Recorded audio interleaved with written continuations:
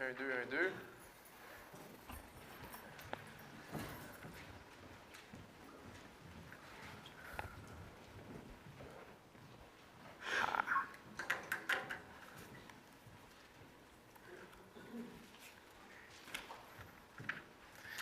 Bonjour, bonjour.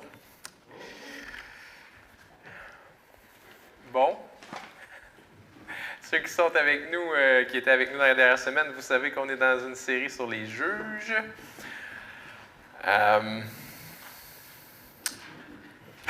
sera pas long, là.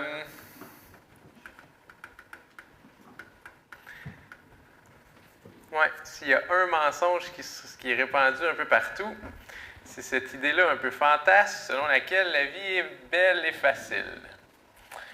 Ceux qui sont jeunes ici, j'espère que vos parents vous l'ont dit. Non, la vie, c'est pas facile. La vie, c'est faite pour être bien difficile. Puis, dans le livre des juges, qu'est-ce qu'on voit, entre autres, se produire? C'est la cause de cette difficulté-là de la vie humaine. Dans le livre des juges, on voit un peuple sauvé par Dieu qui est placé parmi des peuples qui sont encore idolâtres. Et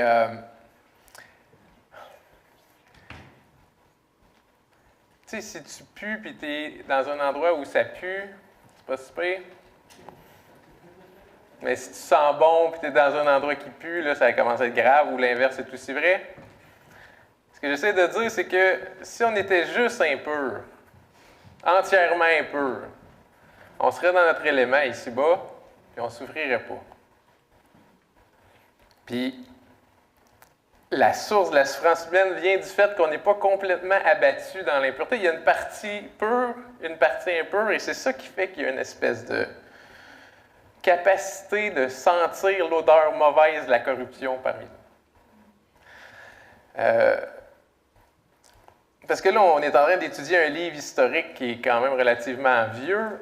Ça pourrait pousser certaines personnes à se demander qu'est-ce que j'ai à apprendre des tergiversations d'un peuple de l'Antiquité profonde.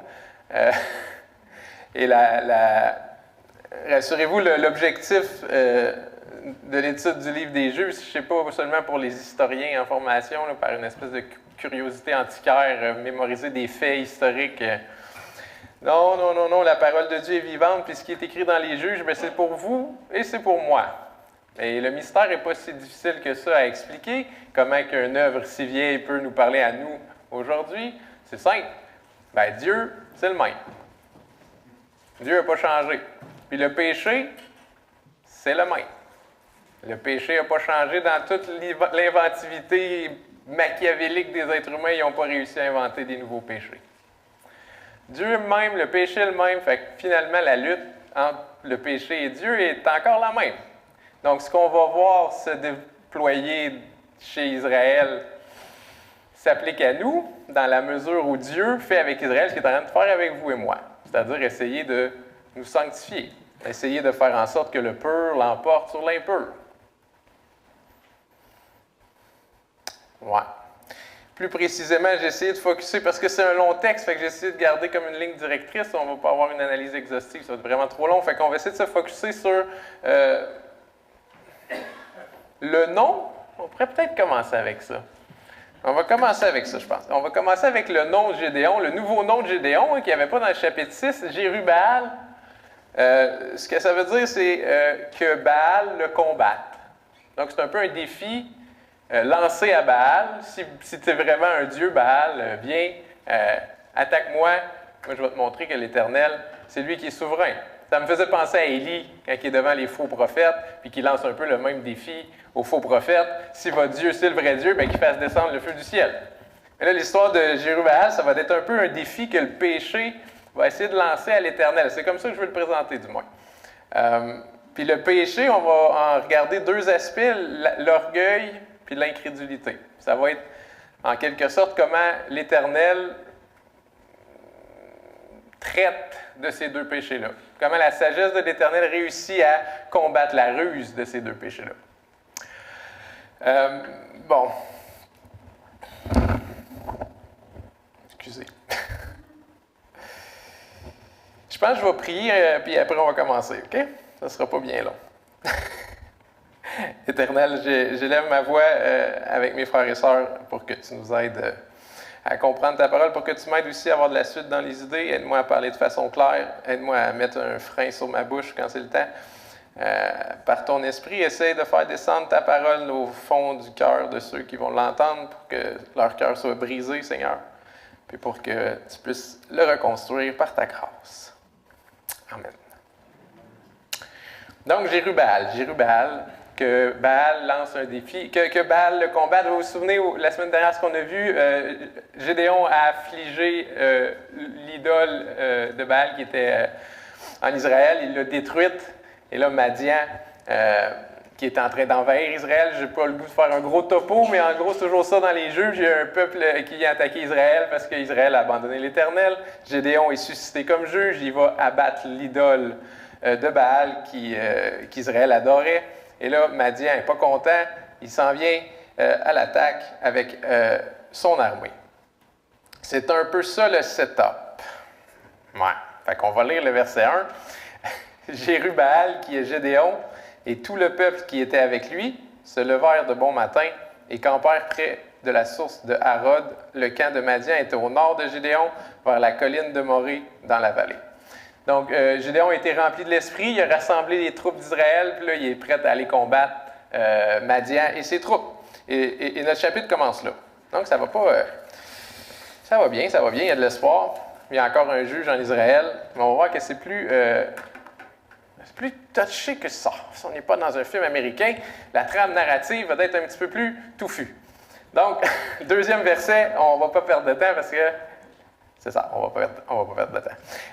Verset 2, l'Éternel dit à Gédéon, le peuple que tu as avec toi est trop nombreux pour que je livre Madian entre ses mains. Il pourrait en tirer gloire contre moi et dire, c'est ma main qui m'a délivré. Ah, qu'il est sage, notre Dieu. Donc là, je ne sais pas si vous avez compris l'idée. Dieu, il dit comme, si je vous donne la victoire, les gars, vous êtes trop, vous allez dire, c'est notre force qui nous a sauvés, puis vous allez, au final, nourrir votre orgueil par ma grâce. Et je ne veux pas que ça arrive. Donc, on dirait un reproche de l'Éternel, ce verset-là, au peuple, mais moi, je trouve que c'est plutôt une manifestation de son amour. C'est ce que je vais essayer d'expliquer rapidement en disant 3 choses. Dans ce petit verset-là, on remarque premièrement que l'amour de Dieu il est excellent parce qu'il est puissant. Parce que essentiellement, ce qu'il dit au peuple, c'est comme « J'ai même pas besoin que vous soyez 22 000 pour que vous gagniez. Je peux tout vous enlever, vous allez gagner pareil. » Ça rend manifeste l'idée que Dieu est très puissant et que s'il nous aime, il nous aime d'un amour très puissant.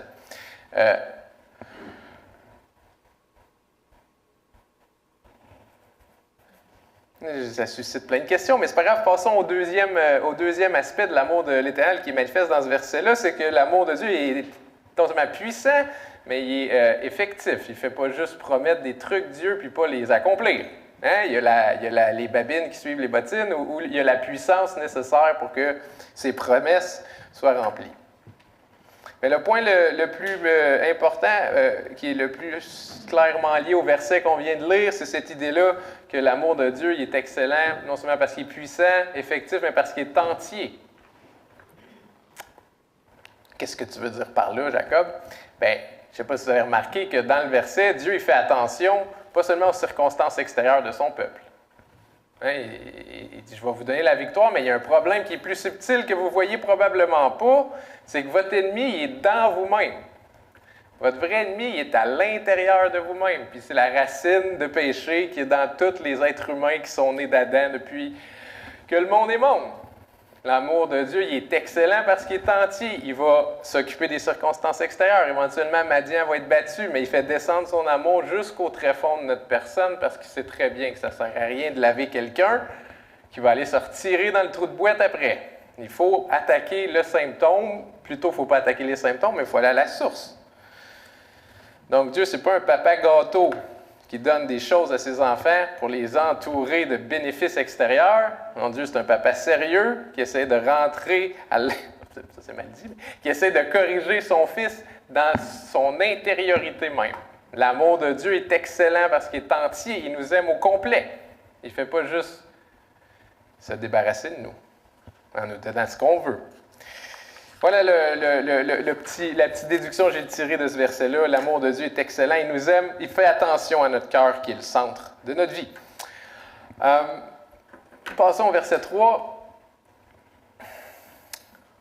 Donc, Dieu continue à parler avec Gédéon après avoir remarqué qu'ils étaient trop nombreux. Il dit « Publie donc ceci aux oreilles du peuple, que celui qui est craintif et qui a peur s'en retourne et s'éloigne de la montagne de Galaad. 22 000 hommes parmi le peuple s'en retournèrent. Et il en resta 10 000. » Moi, quand j'ai lu ça, ça m'a étonné parce qu'il dit « Ceux qui ont la chienne, allez-vous-en. » Puis, dans mon petit cerveau d'être humain pas très bien fait, je me suis dit, pourtant, ceux qui ont la chienne, c'est ceux qui vont rendre la gloire à Dieu, non? T'sais, ils ont peur, ils n'ont pas confiance en eux, on dirait qu'ils sont humbles. Non, vous ne trouvez pas ça weird? J'aurais renvoyé ceux qui étaient pleins d'orgueil, nous autres, on est forts, on va y aller, on est capable d'affronter Madian par la force de notre bras. C'est eux que j'aurais renvoyé. Maintenant, Dieu, il dit, si tu as peur, va-t'en. Puis là, en y pensant un petit peu, je me suis dit, que la crainte, des fois, c'est une marque d'humilité, mais des fois, c'est une marque de l'orgueil. Puis c'est subtil parce qu'on a tendance à dire Goliath, il est orgueilleux, lui. Ah, Madian, il est orgueilleux, lui. Ah. Mais lui, il a peur. Il n'est pas orgueilleux, il est humble. Mais je pense qu'on se trompe. Je pense que c'est plus subtil que ça. Parce que dans le fond, la crainte du peuple, ça ne provient pas de l'humilité. La crainte du peuple, ça provient pas d'une conscience qu'ils sont petits. Moi, je pense que la crainte du peuple provient essentiellement de leur idée de Dieu qui est trop petite. Autrement dit, ce n'est pas leur petitesse qui leur fait peur. C'est la petitesse de leur Dieu. C'est subtil, hein? C'est pas nécessairement un cœur humble, un cœur craintif. Un cœur craintif, ça peut être un cœur incrédule aussi. Et là, on voit dans la crainte, dans le fond, une racine de l'orgueil. Il y a une sorte de crainte qui vient du fait que tu te dis dans ta tête, moi, il me semble que ça n'a pas de sens. Ma sagesse me fait croire que ce que Dieu me dit, c'est insensé. Donc, c'est une crainte qu'on pourrait dire charnelle. Ce n'est pas une crainte qui est sainte. Comme on va voir plus tard, j'ai l'impression que Gédéon, sa crainte n'est pas tout à fait comme ça. Mais le peuple s'en va, puis sa crainte, faites attention, faisons attention, autrement dit, pas parce que quelqu'un est petit, puis timoré, puis apeuré, qui est humble.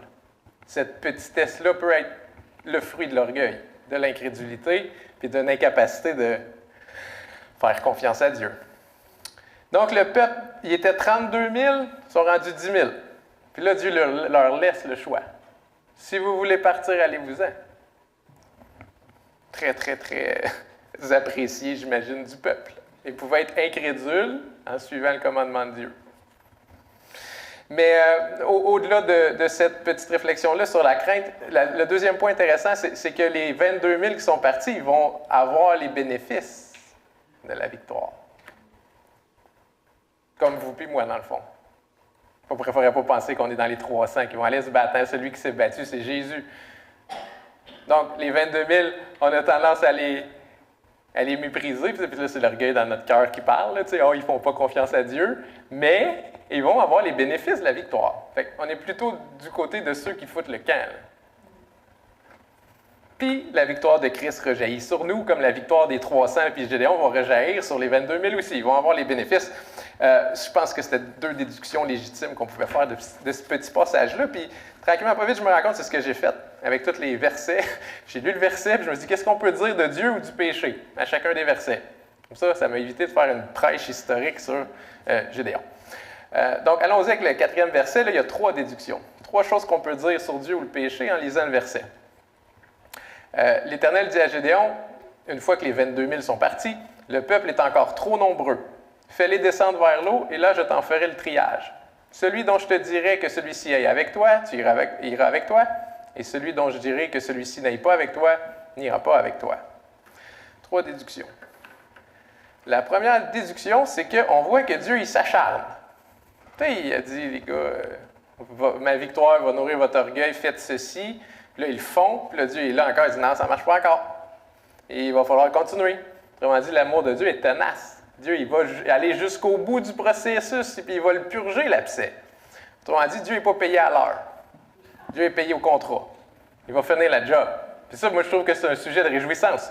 On voit qu'il s'acharne. Il aurait pu dire, c'est correct, arrangez-vous. Non, il est là jusqu'au bout. D'habitude, j'ai une Bible en avant, mais prenez votre Bible, là, puis toutes les pages qu'il y a là-dedans, là, c'est une expression de la ténacité de l'Éternel envers les êtres humains. C'est long, la Bible. Puis, pensez à l'histoire humaine, c'est un peu la même chose. Dieu, il persiste à travers toute cette longue histoire de l'humanité-là, que ça fait des millénaires que ça dure, puis Dieu est là, puis il persiste, puis il poursuit, puis il essaye, puis il ramène ses brebis dans sa bergerie. Première déduction, donc, l'amour de Dieu, il est tenace. Deuxième déduction, le péché aussi est tenace. Parce que c'est ce qui est arrivé. Il a essayé, Dieu a purgé une partie du péché, mais le péché, c'est ce que ça fait. Tu essaies de l'abattre, puis il se pousse. Puis il se pousse, puis il se trouve une craque, puis il rentre dans la craque, puis il se cache. Le péché, il est tenace aussi. Il est tenace. Il va être là jusqu'à temps que vous creviez. Ou que Christ revienne. C'est long, ça. Non, mais il faut se le dire, c'est parce que des fois, on a l'impression qu'il y a un plateau qui nous attend, là, comme la retraite, mettons. Un plateau qui nous attend, là, ça va bien aller. Enfin, je vais avoir les mains sur le péché, je vais le tenir bien en place sous moi. Je ne pense pas que ça va arriver. Ah, même Paul, l'apôtre Paul, là, qui ouvrait sa bouche devant les lions, et l'apôtre Paul, à la fin, il est encore en train de lutter avec le péché, là. Donc, abusons-nous pas. La lutte contre le péché, la sanctification, c'est jusqu'au dernier souffle qui va sortir de notre bouche. Il n'y a pas de plateau qui nous attend. Le plateau, il est l'autre bord. Disons ça comme ça. Le plateau, la sainte paix, comme on pourrait dire. Et une dernière déduction ici qui m'a apparu pertinente de faire remarquer, c'est que là, dans le verset 3, Dieu les laisse à eux-mêmes. Que ceux qui veulent partir s'en allent. Là, il leur laisse être libres, là. Il leur donne le mérite d'être libre, je ne sais pas comment dire ça. Mais ici, Dieu, il va les choisir. Il ne va pas les laisser à leur liberté. Puis je trouvais ça intéressant de faire remarquer que, tu sais, on est des êtres libres, on est imputable, on est responsable, on agit de façon délibérée, puis les gens peuvent nous dire, t'as fait de quoi de pas correct, c'est de ta faute. Mais il faut aussi comprendre que la seule chose qu'on va mériter par cette liberté-là, c'est notre condamnation. Quand on est laissé à notre liberté, qu'est-ce qu'on fait? On s'afflige, on se pousse, on est incrédule, Dieu, pour sauver des êtres humains, il va les choisir. C'est merveilleux, ça. Le salut est par la grâce, la condamnation est par le mérite. Dieu n'est pas injuste. Si les gens ils s'en vont en enfer, c'est parce qu'ils le méritent. Si vous et moi, on est sauvés, c'est pas parce qu'on le mérite. Il ne faut pas faire le raisonnement dans l'autre sens, il ne marche pas. C'est parce qu'on a été gracié par Dieu. Donc, continuons cette périple avec Gédéon. Et là, ici, le verset, en gros, vous pouvez le lire, il est un peu long, mais tu sais, il dit, bon, je vais le lire, tant qu'à y être. Gédéon fit descendre le peuple vers l'eau, et l'Éternel dit à Gédéon, tous ceux qui laperont l'eau avec la langue, comme lappe le chien, tu les sépareras de tous ceux qui se mettront à genoux pour boire. Là, je ne vais pas l'imiter. Ceux qui lapèrent l'eau en la portant à la bouche avec leurs mains furent au nombre de 300 hommes, et tout le reste du peuple se mit à genoux pour boire. Donc 300 versus 9700, si mes mathématiques sont bonnes. Et l'Éternel dit à Gédéon, c'est par les 300 hommes qui ont lapé que je vous sauverai et que je livrerai Madian entre vos mains. Que tout le reste du peuple s'en aille chez eux. Donc Dieu en a choisi 300. Et là, il y aurait des choses, il y a eu des spéculations sur ce verset-là, parce que les gens se demandent, y a-t-il un critère? Y a-t-il une différence entre le monde à genoux qui boivent l'eau comme ça, puis le monde qui font ça comme ça? Moi, je pense pas. Après avoir lu les commentaires, je pense que c'est complètement arbitraire. Et que c'est pas parce qu'il était particulièrement plus vaillant. Bref. Peut-être qu'il y en a qui trouveraient quelque chose à dire, mais moi, je vais juste souligner une seule chose, c'est le nombre de personnes. Je pense que ça, c'est clair. Ça, on peut en parler sans hésitation. Ce qui est étonnant de notre Dieu, c'est qu'il va sauver le peuple d'Israël par 300 gars. Plus tard, on va le voir, Madian, ils les appellent des sauterelles innombrables. Ces gens sont nombreux comme le sable de la mer. Puis là, tu as 300. Tu sais, je pense pas qu'ils se disaient tous « je voulais y aller ». Je pense que c'est plus, tu sais, Gédéon, OK, il dit que moi j'ai été choisi, c'est correct, j'y vais. Il n'y avait pas une espèce d'assurance liée à la force de leur initiative, là. Puis oui, notre Dieu est étonnant. Que le monde, il se glorifie dans la force. Nous, on se glorifie dans la faiblesse. C'est ça le christianisme, c'est l'humilité. C'est l'humilité qui va nous faire triompher, ce n'est pas l'orgueil. La prière. On est appelé à combattre par la prière. On n'est pas dehors avec des pancartes en train de changer le monde, encore moins en train de faire exploser des trucs. Là. C'est par la faiblesse que l'Église va triompher, parce que la gloire appartient à l'Éternel, pas à nous autres. On est juste une trompette, puis il souffle dedans nous autres. Je ne sais pas comment l'expliquer, mais on est accessoire dans l'histoire du salut. Mais ce qui fait que ça nous étonne peut-être cette espèce d'idée-là que c'est par les choses qui ne sont pas qu'on va détruire les choses qui sont. Vous vous souvenez de ce verset-là? Que c'est dans des vases de terre que l'Évangile est transporté, puis pas comme, genre, c'est l'Évangile de l'Éternel, Dieu Tout-Puissant, c'est transporté dans des vases de terre humbles. Ce qui fait que ça nous étonne, c'est qu'on oublie que la grandeur, c'est quelque chose de relatif. C'est-à-dire que, comparativement à un enfant, je suis grand. Tu sais, mais comparativement à la Tour Eiffel, je suis petit. Madian, le péché, Satan, par rapport à moi, par rapport à vous, c'est terrible. On n'a aucune chance. Zéro. Là. Mais Satan, Madian, puis le péché par rapport à Dieu, c'est rien. Il ne faut juste pas oublier le référent, dans le fond. C'est sûr que si j'affronte ma vie chrétienne en me disant c'est moi qui dois affronter Satan, le monde puis la chair, je vais être découragé, mais c'est Dieu qui travaille à travers nous. Par rapport à Dieu, ces choses-là, c'est des créatures. C'est comme pour un auteur dans un livre, une phrase. Ça ne l'enjoint à rien, là, Dieu, que Dieu a une puissance terrible, beaucoup plus que celle du diable ou celle de la chair. Là. Donc, c'est étonnant, mais on peut se l'expliquer. Si Dieu est capable de sauver l'humanité par un homme, par un bébé né dans une crèche, bien, il est capable de sauver Israël par 300 bonhommes. Puis, finalement, ce que ce passage-là nous montre, c'est que Dieu est sage. On a deux problèmes. On est orgueilleux, puis on est incrédule. C'est pour ça qu'on est malheureux, c'est pour ça qu'on est misérable. Chrétien, non-chrétien compris, là, je pense que c'est la même chose. On est incrédule, puis on est orgueilleux, puis regardez ce que Dieu y fait. Il dit, c'est votre faiblesse que je vais utiliser. Ça fait en sorte que l'orgueil, elle se fait couper l'herbe sous le pied. C'est dans ma faiblesse que tu vas me faire triompher, OK? Puis deuxièmement, c'est Dieu qui va nous faire triompher dans notre faiblesse. Là, c'est notre incrédulité qui mange un coup de batte. Là. Si je creuse un trou, genre, immense, avec une petite pelle comme ça, là, tu sais, je suis hot, là. C'est un peu la même chose avec Dieu. Dieu, il est grand, il prend une petite pelle, puis là, il creuse, là, il dit, gars, t'es juste une petite pelle, arrête de t'enfler la tête, là. Puis deuxièmement, gars, comment je suis grand, je l'ai creusé le trou, moi, là, avec la petite pelle. Donc, c'est un remède qui est sage, qui est à deux tranchants, ça abat à la fois l'incrédulité et l'orgueil. Donc, gloire à Dieu pour sa sagesse, ce qui nous amène à un petit interlude. J'aurais aimé ça qu'il y ait une petite musique.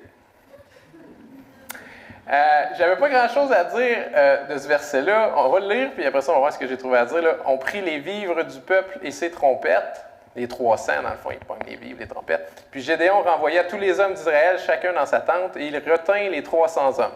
Le camp de Madian était au-dessus de lui dans la vallée. Puis c'est ce verset-là qui m'a percuté, parce que tu sais, ils sont près de la source d'Arod, puis une source est plus élevée que la vallée, dans le fond. Fait qu'on le sait que le peuple sont en haut, puis qu'ils regardent en bas les innombrables chameaux de Madian. Puis là, le verset, il me faisait penser, tu sais, il était debout les 300, puis il regardait ça, là, puis il était comme, OK, cool.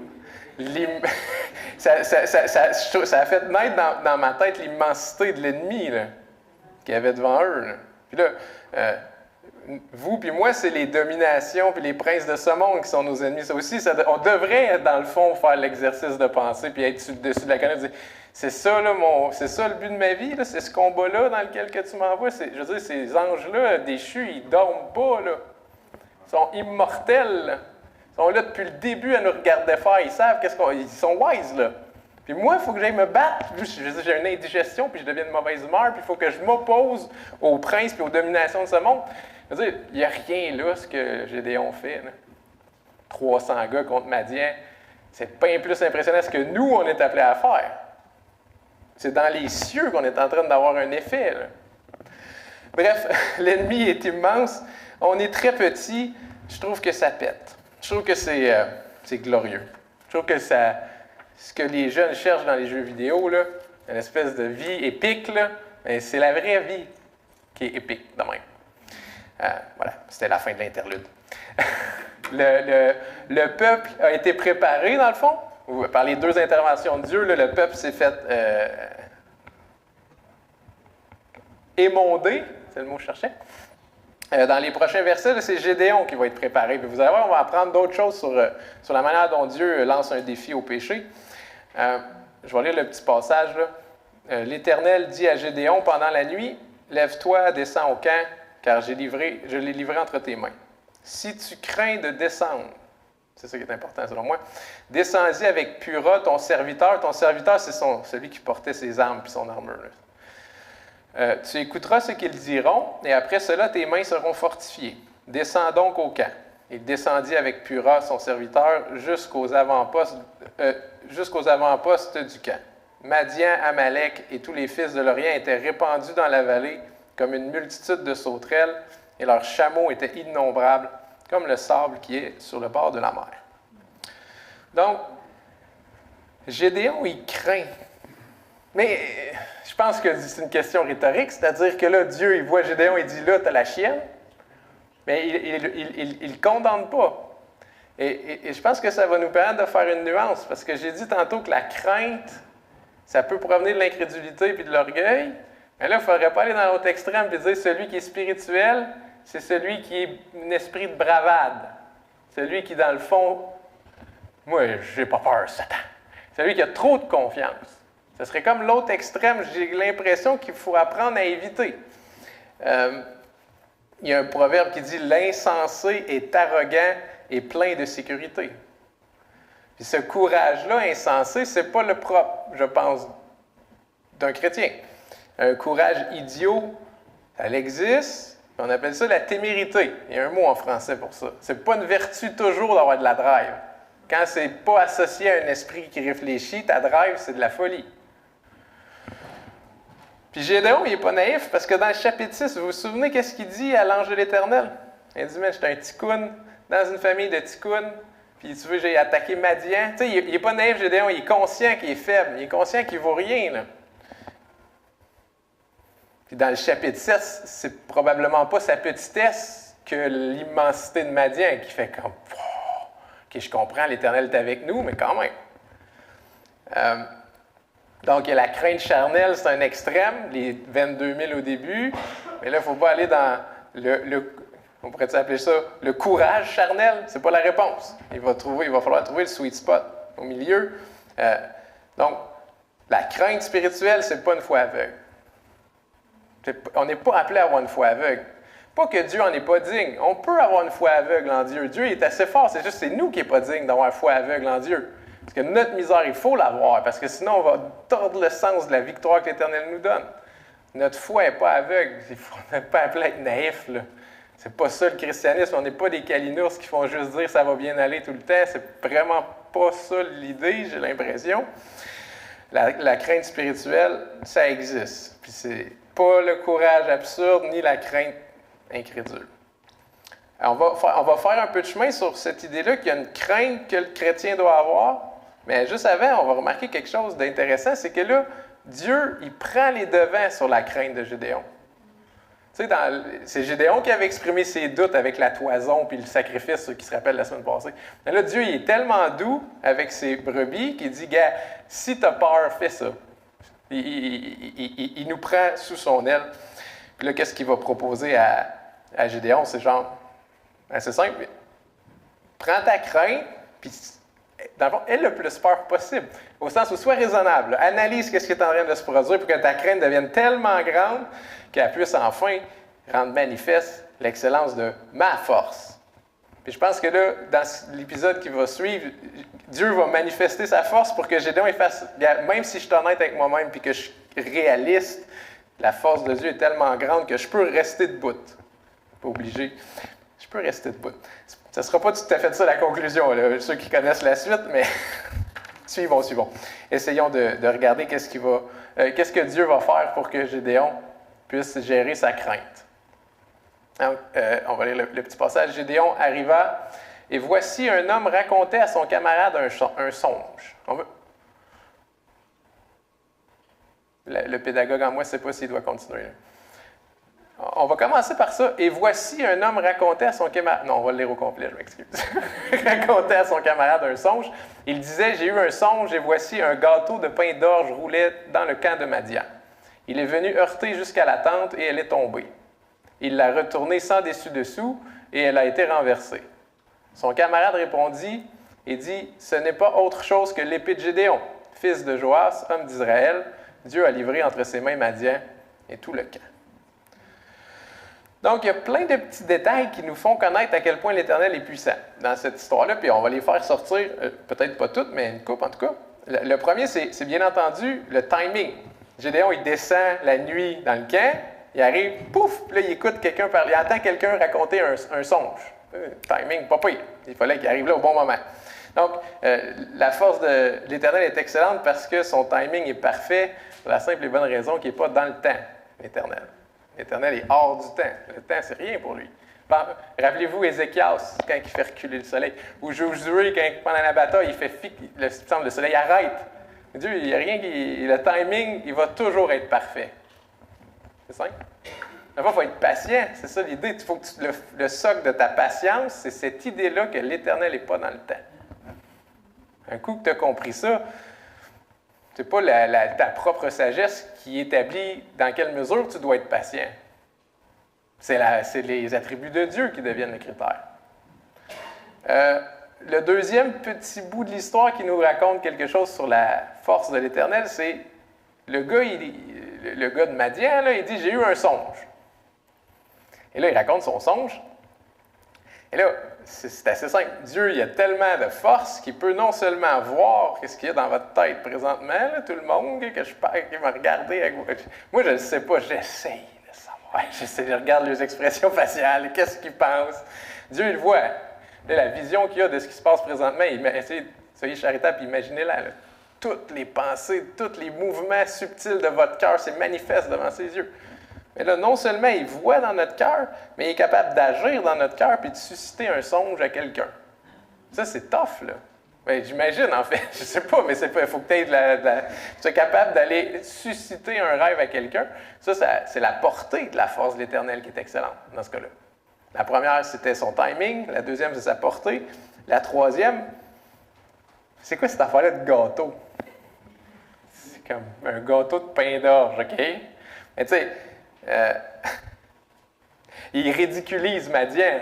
J'ai l'impression que c'est ce qui arrive. L'Éternel, il dit, essaye pas, là, une galette de sarrasin va te renverser.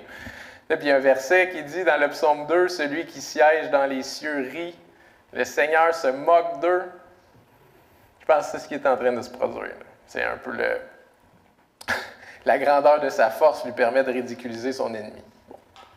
Le dernier point, il est peut-être un peu tiré par les cheveux, mais il entend quelqu'un qui raconte à son ami un songe qu'il a eu, donc blablabla, j'ai rêvé ça, puis son ami interprète le songe. Là, il y a une espèce d'alliance entre les deux, c'est-à-dire le songeur puis l'interprète. Ils vont travailler ensemble pour faire en sorte que Gédéon entende puis comprenne le sens du songe. Et là, mon lien, c'est que la force de Dieu est tellement excellente que les alliances entre nos ennemis sont à notre service. C'est peut-être tiré un peu par les cheveux, mais vous voyez l'idée, là, c'est qu'ils s'allient tous entre eux. Pensez aux pharisiens, aux sadducéens, puis aux publicains là, qui se sont associés pour faire crucifier le Christ. Là, c'est leur association dans ces ennemis-là qui a amené la crucifixion puis qui a fait que la gloire de Dieu a été vaincue. Bon, on va revenir tantôt sur cette idée-là que les alliances entre les méchants, ça leur joue un tour au final. Ça finit par se retourner contre eux.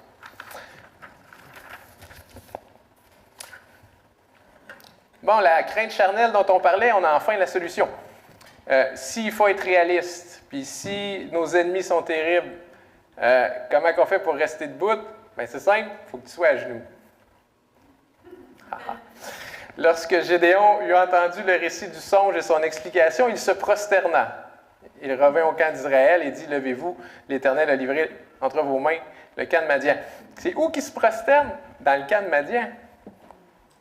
Et des millions, des dizaines de milliers d'ennemis, puis lui, il est là à genoux. Et là, il a la foi, vraiment. Là. Son Dieu va le protéger, son Dieu, il a le bras assez long pour le protéger. Puis je pense que c'est ça l'astuce. Avoir la foi, c'est pas avoir une pensée magique, dire que tout va bien aller. Il faut avoir une crainte spirituelle, puis il faut affronter nos ennemis à genoux. Mais c'est comme un peu paradoxal. Mais ça revient à tantôt, ça combat l'orgueil puis l'incrédulité de combattre à genoux. Je trouve que c'est une belle solution subtile encore de notre Dieu que de faire de notre piété puis notre capacité à lui faire confiance l'outil par lequel on va triompher. C'est une force sans orgueil. Je ne sais pas si vous voyez ce que je veux dire. À genoux, tu as une force qui vient de Dieu, puis tu n'as pas d'orgueil. Moi, je trouve ça sublime. On n'est pas appelé à ceindre nos reins, à s'élever de même, puis on n'est pas appelé non plus à faire les innocents. On est appelé à se mettre à genoux. Moi, je trouvais que c'est une recette gagnante. Bon, là, on est rendu à la bataille. C'est le dernier moment dans la portion de texte qui nous intéressait. L'Éternel a préparé le peuple. Il vient de préparer Gédéon. Là, la bataille va commencer et on n'est pas au bout de nos surprises. Tu m'amènerais-tu mon eau, fiston? J'ai le gosier sèche, là. Pendant qu'il... Je vais lire une phrase. « Il divisa en 3 quarts les 300 hommes. Et il leur remit à tous des trompettes et des cruches vides, avec des flambeaux dans les cruches. Il leur dit... » Merci, Élie. Il leur dit, « Vous me regarderez et vous ferez comme moi. »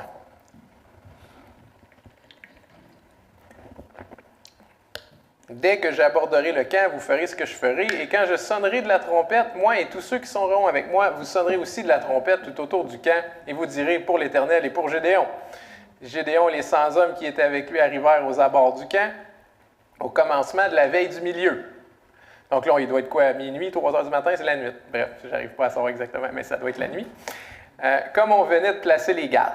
Ils sonnèrent de la trompette, brisèrent les cruches qu'ils avaient à la main. Ça, c'est le passage que les gens se rappellent de Gédéon habituellement, hein, avec les cruches, les flambeaux. Mais là, avant de rentrer dans cette idée-là de cruche, là, c'est quoi? Ben, c'est un peu négatif. Le peuple et Gédéon, ils ont été préparés au combat. Leur assurance ne viendra pas de leur nombre. Ils sont juste 300. Notre drive en tant qu'Église pour la grande commission, là, elle ne viendra pas de notre nombre. On était une petite gang. C'est la même affaire.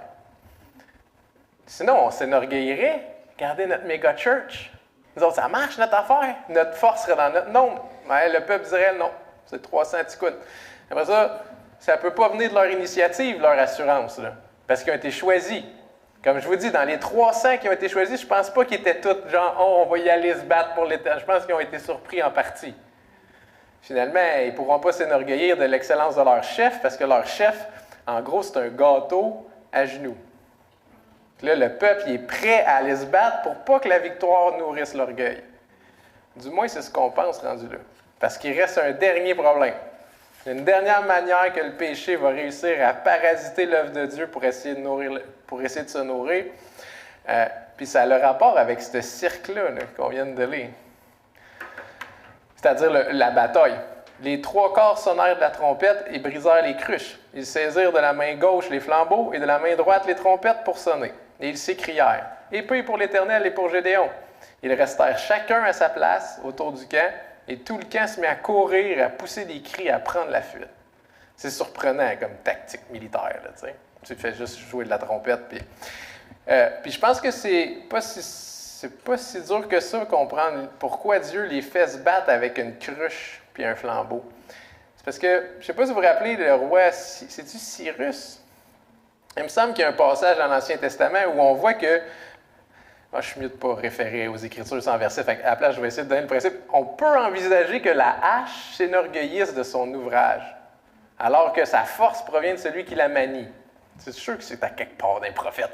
Bon, les 300, s'ils avaient gagné en se combattant vaillamment comme, je sais pas moi, un héros grec, là, puis là ça marche, puis on coupe des têtes, puis on évite les coups, puis là il aurait sorti du combat, puis il aurait été plein d'orgueil. La même chose avec un prédicateur, même chose avec un évangéliste qui se fait dire après ça c'était bon. Je ne sais pas si vous connaissez l'histoire de Charles Spurgeon qui dit qu'un jour il avait fait une prédication comme ça, puis il y a quelqu'un dans l'assemblée qui est venu le voir et a dit c'était bon. Puis Charles Spurgeon s'est retourné et il a dit ben c'est exactement ce que le diable vient de me dire. En voulant dire, c'est extrêmement dangereux pour un prédicateur, un évangéliste de pas. Je ne sais pas les gars qui prêchent, si ça vous arrive à vous autres aussi, il faut que tu combattes contre ça. C'est naturel en nous de s'enorgueillir comme on est des haches. C'est le gars qui tient hache. Finalement, peut-être que ça serait une exhortation. Allez jamais voir un prédicateur pour dire que c'est bon. Allez le voir et dire Dieu est bon parce que c'est ça que j'ai vu. Dans ton message, tu m'as montré que Dieu est bon pour ça. Il faut que vous glorifiez l'Éternel. Ça va éviter d'être un piège pour ceux qui prêchent en avant. Donc, la sagesse divine, c'est de nous faire gagner en faisant des trucs qui ne sont pas très épiques. Sonner de la trompette, prêcher, prier. Tu vas régler le problème du chaos à l'ouvrage à genoux en priant. Si ça marche, c'est clair que je ne vais pas dire c'est parce que ma prière a eu un effet. Là. Donc, on est appelé à vaincre encore une fois par la faiblesse.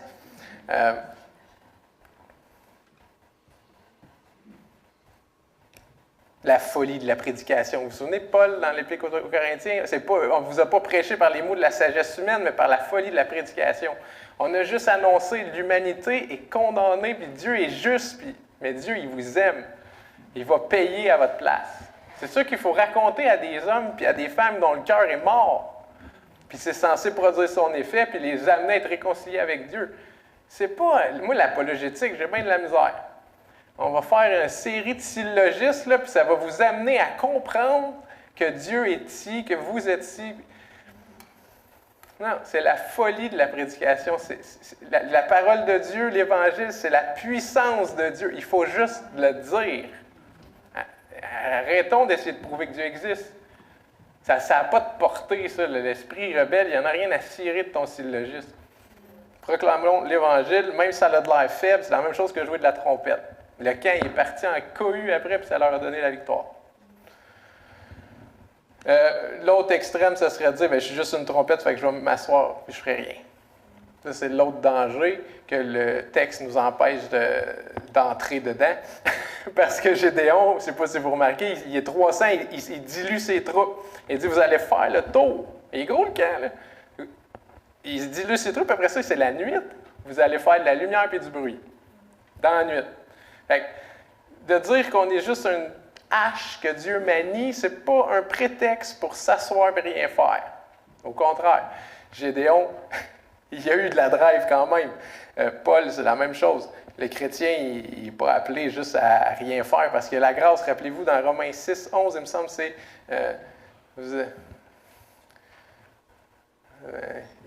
attendez, ça ne pas imaginer... Reckon ye yourself comme... je m'en souviens pas. On est vivant pour Dieu. On a été sauvés pour servir Dieu. On n'a pas été sauvés pour continuer à faire ce qu'on fait. On n'a pas été sauvés pour avoir du fun. On a été sauvés pour donner des serviteurs de l'Éternel. Si ça vous réjouit pas le cœur, réfléchissez un peu plus. C'est ça la vie éternelle. C'est de connaître l'Éternel. C'est l'Église. Ça prend une transformation de cœur pour associer ce qu'on fait là, présentement, là, louer l'Éternel, à la vie éternelle. Je veux dire, pas n'importe qui est rendu qui dit oh, c'est parfaitement raisonnable. Dans l'éternité, louer l'Éternel, c'est quelque chose qui m'apparaît comme sensé.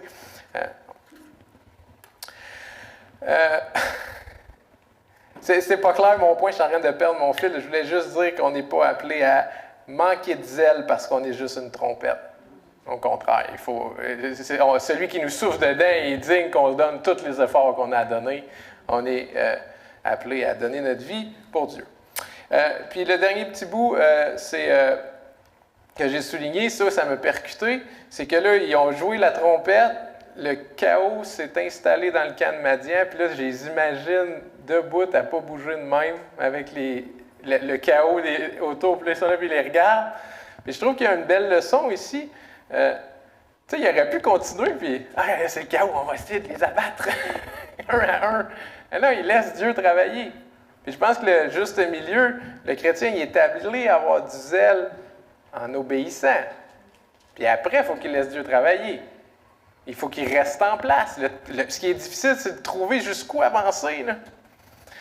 Puis là, après, là, c'est plus de mon ressort. J'ai fait mon bout, j'ai obéi, j'ai prié, j'ai lu, la communion fraternelle, name it, ce qu'on est appelé à faire en tant que chrétien, tu le fais, puis après, tu laisses Dieu agir. Il ne faut pas devenir des activistes. Là. C'est dur, je pense, trouver. Le sweet spot, là, tu as fait ce que tu avais à faire. C'est dur, il faut juste obéir. Pour obéir, il faut lire la parole, pour savoir ce que Dieu nous demande. Tu lis, c'est ça qu'il faut que je fasse, c'est ça que je vais faire. Puis après ça, Dieu, c'est dans tes mains là-bas. J'ai fait mon bout de chemin, moi. Il reste terre en place. L'image, j'arrive pas à me l'enlever de la tête. Il me reste deux petits bouts là. Lui, il est un petit peu long. On va voir un contraste entre le peuple de Dieu et le peuple de Madian, on pourrait dire ça, dans les versets 22 à 24. Donc, les 300 hommes sonnèrent encore de la trompette, et dans tout le camp, l'Éternel leur fit tourner l'épée les uns contre les autres. Le camp s'enfuit jusqu'à Beth-Shitta, vers Tsererara, jusqu'au bord d'Abel-Méhola, près de Tabat. J'aurais dû pratiquer ce bout-là. Les hommes d'Israël se rassemblèrent. Les hommes de Madian, ils se dispersent. Les hommes d'Israël se rassemblèrent. Ceux de Nephtali, d'Asser et de tout Manassé, ils poursuivirent Madian.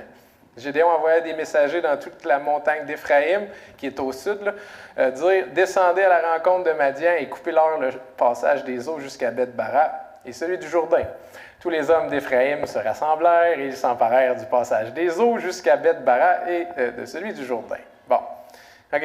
Il y a un contraste, je ne sais pas si vous voyez, entre les ennemis de Dieu et les amis de Dieu. Les ennemis de Dieu sont comme la paille que le vent dissipe. Vous vous souvenez de Psaume 1? Les méchants sont comme la paille que le vent dissipe. Il avait l'air d'être un gros tas, là, Madian. Mais un petit coup de vent, la paille, ça s'en va. Ça n'a pas de corps, ça ne se tient pas. Ils ont l'air de se tenir, Madian. Vous les imaginez tous structurés dans leur camp militaire. Ils ont l'air d'être solidaires, Madian, mais... Et Dieu, que ça, c'est dur à comprendre. Là.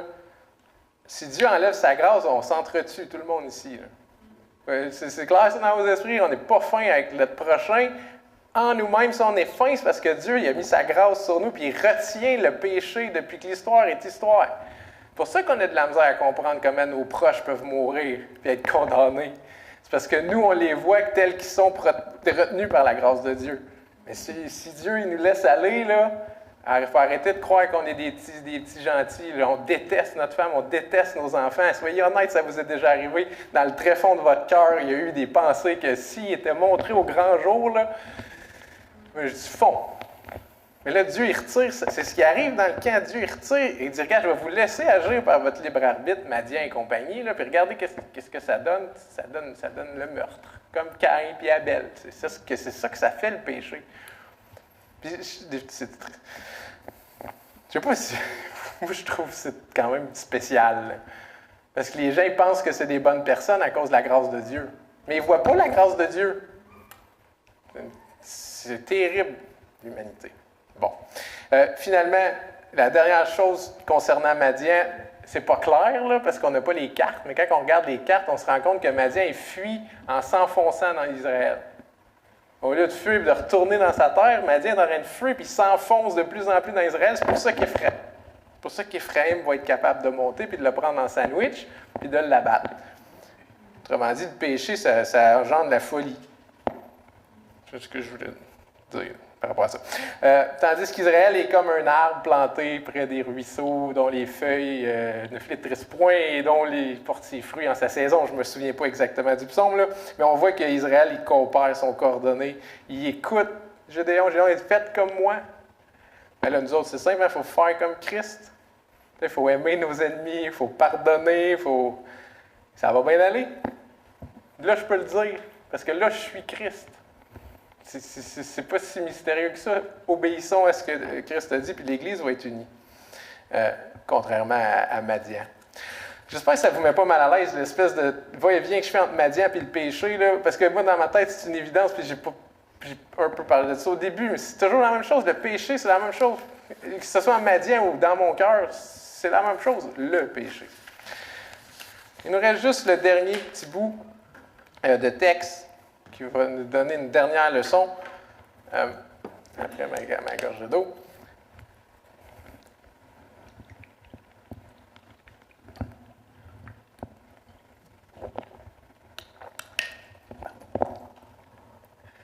Donc, ils saisirent 2 chefs de Madian, Oreb et Zeb. Ils tuèrent Oreb au rocher d'Oreb et ils tuèrent Zeb au pressoir de Zeb. Ils poursuivirent Madian, ils apportèrent les têtes d'Oreb et de Zeb à Gédéon, de l'autre côté du Jourdain. Donc, le chapitre finit comme ça. Il y a une seule leçon, là, c'est pas très, très dur à voir, c'est qu'ils n'ont pas fini. Ils ont juste 2 chefs. Ils n'ont pas tué Madian. Donc, c'est une victoire partielle. Puis, crains pas que Madian, comme le péché, quand tu gagnes, vous avez déjà réussi à mortifier un péché par l'esprit dans votre vie, crains pas qu'il va revenir. C'est sûr, lui, parce que Madian puis le péché, quand il perd, c'est pas un enseignement pour lui. Là. Lui, il vient juste, ça le pique au vif, puis il va revenir de façon encore plus rusée. Fait que, autrement dit, si tu as une bénédiction dans ta vie et que tu réussis à battre un péché, il ne faut pas que tu te relâches. Là. Il ne faut pas que tu dises « Ah, yeah! » Et au contraire, attends son retour vaillamment, puis continue à obéir. En tout cas, moi, ça m'arrive souvent. Puis dans le fond, ce qu'on ne comprend pas, je pense, c'est qu'il y a une distinction à faire entre les péchés, tu sais, être arrogant, être vaniteux, être paresseux, être médisant. Ça, c'est les péchés. Il faut les distinguer du péché. Ça, c'est les fruits du péché, je viens de nommer, puis je ne les ai pas tous nommés. Là. Donc, les péchés, on peut les mortifier par l'esprit. Tu peux arrêter de mentir. Tu peux arrêter d'être orgueilleux. Par l'esprit, pas par toi-même. Mais le péché, ça, il faut que tu meurs. Ou que Christ revienne. Le corps de mort dans lequel on est fait en sorte que la bataille, elle sera, comme je disais au début, jamais, jamais, jamais, ça va être fini. Vous ne serez jamais en paix en tant que chrétien. S'il y a une paix, vous allez la trouver en Christ, pas dans votre vie. Donc, c'est comme un peu le gazon vert là, que tu viens de passer la tondeuse, qui avait plein de pissenlits. C'est sweet, un gazon vert. C'est tout égal. Puis vous le savez tous, qu'est-ce qui arrive 2 semaines après? Les pissenlits sont tous ressortis. Parce que ce qu'on a coupé, c'est la tête. Mais la racine est encore là. Puis la vie chrétienne, c'est ça, c'est de constamment se ressourcer dans les moyens de grâce que Dieu donne. Parce qu'il n'y en a pas de plateau. Puis on le voit, c'est ce que fait Israël. Ils ont fait un monument. Pour Zeb, ils ont fait un monument. Pour l'autre, là, Oreb. Pourquoi ils ont fait un monument? Pour s'en souvenir. C'est comme si on avait tendance, nous, les Nord-Américains, en modernité, là, à voir le temps comme une flèche. On est des nomades. On n'est pas appelé à s'installer ici-bas, là, puis à améliorer notre sort de plus en plus, grâce à Dieu, si ça arrive. Un nomade, ça se lève le matin, ça cherche son eau. Ça fait continuer, ça cherche son souper. Puis après ça, ça fait le ménage de sa tente, puis ça recommence. C'est ça, la vie d'un chrétien, c'est cyclique. Les fêtes dans l'Ancien Testament, c'est ce que ça l'amenait dans l'esprit d'Israël. C'est constamment le retour de... Pourquoi? Parce que le péché, il est tenace. Puis ce combat-là va être aidé par notre capacité qu'on a à se souvenir.